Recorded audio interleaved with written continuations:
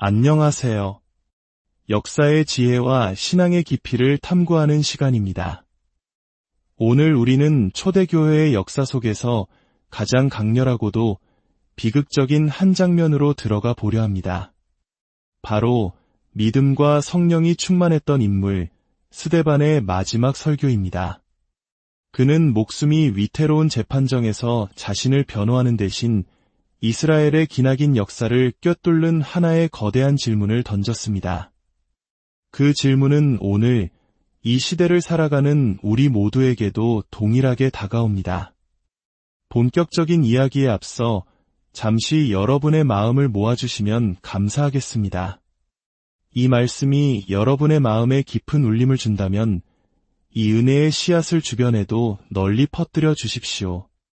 여러분의 구독과 좋아요는 이 귀한 메시지가 더 많은 영혼에게 닿게 하는 아름다운 통로가 될 것입니다. 여러분의 삶에 하나님의 평안과 축복이 가득하기를 기도합니다. 자, 이제 스데반이 서 있던 예루살렘의 공회, 그 숨막히는 긴장감 속으로 함께 들어가 보겠습니다. 사도행전 6장과 7장을 배경으로 스데반은 체포되어 이스라엘의 최고 위결기구인 사내들인 공회 앞에 섰습니다. 그의 죄목은 무엇이었을까요? 사람들은 그가 모세의 율법과 거룩한 성전을 모독했다고 고발했습니다. 구체적으로는 나사렛 예수가 이 성전을 헐고 모세가 전해준 관습을 바꾸려 한다고 말했다는 것입니다. 이는 당시 유대인들에게는 신성 모독과도 같은 가장 끔찍한 비난이었습니다. 대제사장이 묻습니다. 이것이 사실이냐? 이제 스데반에게는 자신을 변호하고 목숨을 구할 마지막 기회가 주어졌습니다. 하지만 그는 놀라운 선택을 합니다. 그는 자신의 무죄를 주장하는 대신 아주 긴 이야기를 시작합니다. 그것은 구약 성경 전체를 아우르는 이스라엘 민족의 역사 이야기였습니다. 그는 민족의 시조인 아브라함부터 시작하여 요셉, 모세, 여호수아, 다윗과 솔로몬에 이르기까지 이스라엘 역사의 핵심 인물들을 차례로 언급합니다.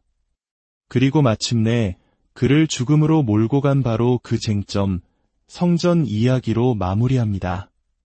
그런데 이 긴 설교의 결론은 충격적이었습니다. 그의 이야기가 어디를 향하고 있었는지 먼저 살펴보면 우리는 그의 메시지를 더 깊이 이해할 수 있습니다. 사도행전 7장 51절입니다. 목이 곧고 마음과 귀에 할례를 받지 못한 사람들아, 너희가 항상 성령을 거스르는도다. 너희 조상들이 한 것과 같이 너희도 하는도다.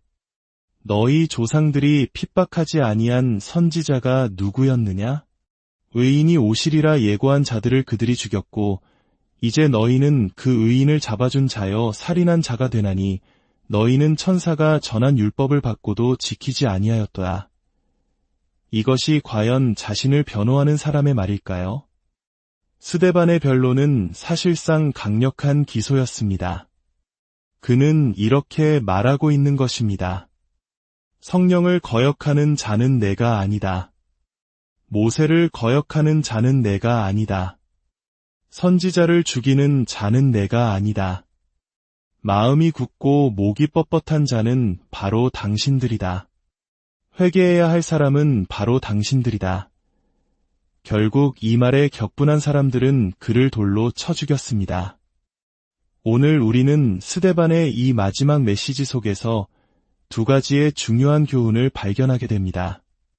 하나는 하나님의 끝없는 인내와 자비에 대한 메시지이며 다른 하나는 그 인내의 한계를 넘어 돌이킬 수 없는 지점에 이를 수 있다는 무서운 경고에 대한 메시지입니다. 먼저 하나님의 오래 참으심에 대한 이야기입니다. 스데반의 설교는 이스라엘의 역사가 사실은 끊임없는 반역의 역사였음을 보여줍니다. 하지만 동시에 그 반역의 역사 속에서 하나님께서 얼마나 끈기 있게 그들을 사랑하고 용서하며 말자비를 베푸셨는지를 증언합니다. 이야기는 아브라함에게서 시작됩니다. 영광의 하나님께서 메소포타미아에 있던 아브라함에게 나타나 내 고향과 친척을 떠나 내가 내게 보여줄 땅으로 가라고 명령하십니다. 하지만 아브라함은 약속의 땅으로 가는 길 중간인 하란에 머물며 친척들과 함께 정착해버립니다. 그는 하나님의 명령에 온전히 순종하지 못했습니다. 하나님은 그를 포기하셨을까요? 아닙니다. 하나님은 자비롭게도 그의 아버지가 죽은 후에 그를 다시 강권하여 약속의 땅으로 이끄셨습니다. 하나님은 자신이 선택한 사람을 쉽게 포기하지 않으십니다. 다음은 요셉의 이야기입니다. 아브라함의 증손자인 요셉의 형들, 즉 이스라엘의 족장들은 요셉을 시기하여 그를 이집트의 노예로 팔아버렸습니다. 이것은 하나님께서 요셉을 통해 이루시려는 계획에 대한 명백한 저항이었습니다. 그들의 목은 뻣뻣했고 동생에게 절하게 될 것이라는 하나님의 계시를 받아들일 수 없었습니다. 하나님은 그들을 버리고 요셉을 통해 새로운 민족을 시작하실 수도 있었습니다. 하지만 하나님은 어떻게 하셨습니까? 오히려 그들의 죄악바로 그 자체를 사용하여 그들을 구원하셨습니다. 요셉이 이집트의 총리가 되게 하시고 훗날 기근이 닥쳤을 때 자신을 팔았던 형들과 온 가족을 굶주림에서 구하게 하셨습니다. 하나님은 인간의 죄악마저도 선으로 바꾸시는 분입니다. 그리고 모세의 시대입니다. 하나님은 400년 후 이집트에서 고통받는 자기 백성을 구원하기 위해 모세를 지도자로 세우셨습니다. 그러나 백성들은 모세를 거부했습니다. 누가 너를 우리의 지도자와 재판관으로 세웠느냐? 라며 그를 밀어냈습니다. 그들은 구원자가 필요 없다고, 우리 스스로 해결할 수 있다고 소리쳤습니다. 하나님은 이번에도 포기하지 않으셨습니다. 광야에서 40년을 보낸 모세를 다시 부르셔서 수많은 기적을 통해 마침내 이스라엘 백성을 이집트에서 이끌어내셨습니다. 하지만 광야에서도 그들의 반역은 계속되었습니다. 시내산에서 모세가 십계명을 받으러 간 사이 그들은 아론에게 달려가 금송아지를 만들라고 요구했습니다. 우리를 인도할 신을 우리를 위하여 만들라. 이 모세는 어찌 되었는지 알지 못하노라. 그들은 자신들의 손으로 만든 우상에게 절하며 그것이 자신들을 이집트에서 이끌어낸 신이라고 기뻐했습니다. 바로 이 지점에서 우리는 두 번째 메시지, 즉 하나님의 인내에도 끝이 있다는 경고를 마주하게 됩니다. 사도행전 7장 42절은 이렇게 말합니다. 하나님이 외면하사 그들을 그 하늘의 군대 섬기는 일에 버려두셨으니 그들이 참된 하나님과 참된 예배를 거부했을 때 하나님은 그들을 거짓 신과 거짓 예배에 내버려 두셨단 것입니다. 그들이 몰렉신의 장막과 레판신의 별을 섬기도록 내버려 두셨습니다. 이것은 하나님께서 주시는 가장 무서운 심판 중 하나입니다. 죄를 짓고도 더 이상 죄책감이 느껴지지 않을 때, 하나님을 향한 갈망이 완전히 사라져버릴 때 우리는 스스로를 돌아보아야 합니다. 어쩌면 우리는 너무 오랫동안 성령의 음성을 거부하여 하나님께서 우리를 자신의 욕망 속에 내버려 두신 것일지도 모릅니다. 그렇다면 이스라엘 백성이 이토록 끈질기게 하나님을 거역했던 근본적인 이유는 무엇이었을까요? 스데반은 그의 설교 속에서 그 답을 명확히 제시합니다. 금송아지 사건을 묘사한 41절에 자기 손으로 만든 것을 기뻐하더니 라는 구절과 성전에 대해 말하는 48절에 지극히 높으신 이는 손으로 지은 곳에 계시지 아니하신다. 는 구절을 나란히 놓아보면 그 핵심이 보입니다.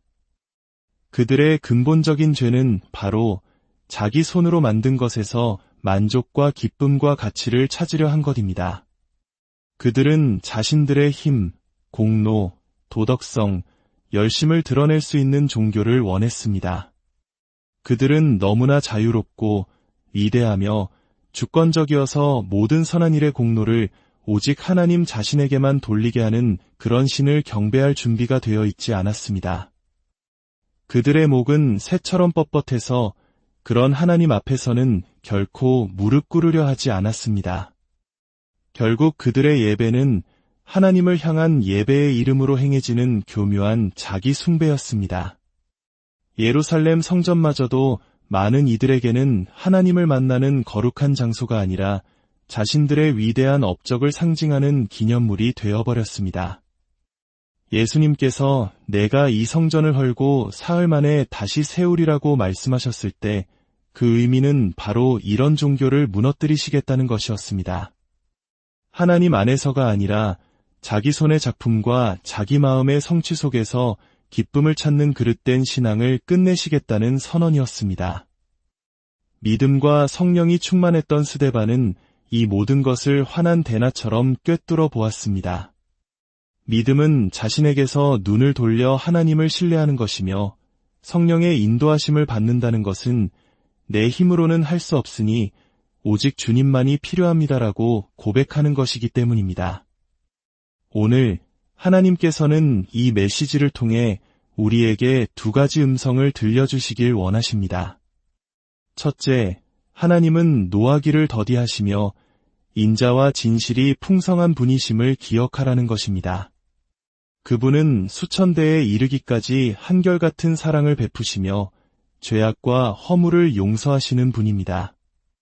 하나님은 누구든 벌하기를 서두르지 않으십니다. 흠을 찾기에 급급한 분도 아니십니다. 만약 당신의 마음에 아직 회개하고자 하는 의지가 남아있다면 당신은 결코 너무 멀리 온 것이 아닙니다. 하나님은 언제나 두 팔 벌려 당신을 기다리고 계십니다. 둘째, 우리 손으로 만든 것에서 만족을 찾으려는 유혹을 경계하라는 경고입니다. 우리 역시 치열한 경쟁 사회 속에서 눈에 보이는 성과와 업적을 통해 자신의 가치를 증명하려는 유혹에 쉽게 빠지곤 합니다. 내가 쓴 책, 내가 이룬 프로젝트, 내가 지은 아름다운 집, 심지어는 우리가 헌신하여 세운 아름다운 교회 건물까지도 그 모든 것이 우리의 금송아지가 될 수 있습니다.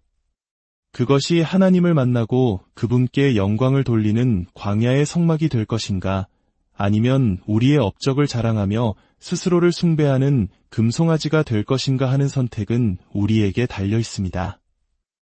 우리의 마음 속에서 예배가 자기 숭배로 변질되는 것은 너무나 교묘해서 알아차리기 어렵습니다. 우리는 모든 올바른 단어를 사용하여 찬양하면서도 하나님 자신이 아닌 우리 손의 작품들을 더 기뻐하는 우상 숭배에 빠질 수 있습니다. 주님은 말씀하십니다. 하늘은 나의 보좌요, 땅은 나의 발판이니 너희가 나를 위하여 무슨 집을 짓겠느냐? 나의 안식할 처소가 어디냐? 이 모든 것이 다 내 손으로 지은 것이 아니냐? 그러므로 형제자매 여러분, 우리 손의 작품을 기뻐하는 대신 오직 하나님 안에서 기쁨을 찾읍시다. 우리의 모든 것의 근원이시며 통로이시며 목적지가 되시는 그분 안에서 참된 만족을 누립시다. 우리가 무엇을 쓰든 무엇을 짓든 무엇을 만들든 그 모든 영광이 오직 하나님께만 돌아가기를 소망합니다. 함께 기도하겠습니다. 아버지 하나님, 당신의 자비로우심과 또한 당신의 경고에 감사드립니다. 무엇보다도 우리의 마음을 만족시키시는 당신의 영광에 감사드립니다. 주님, 당신은 은보다 더 귀하시고 금보다 더 값지시며 세상 그 어떤 보석보다 더 아름다우십니다. 내가 바라는 그 어떤 것도 주님과 비교할 수 없나이다. 우리 삶의 모든 영역에서 우리의 손이 이룬 모든 것 위에서 오직 주님만이 홀로 영광 받으시옵소서. 예수 그리스도의 이름으로 기도드립니다.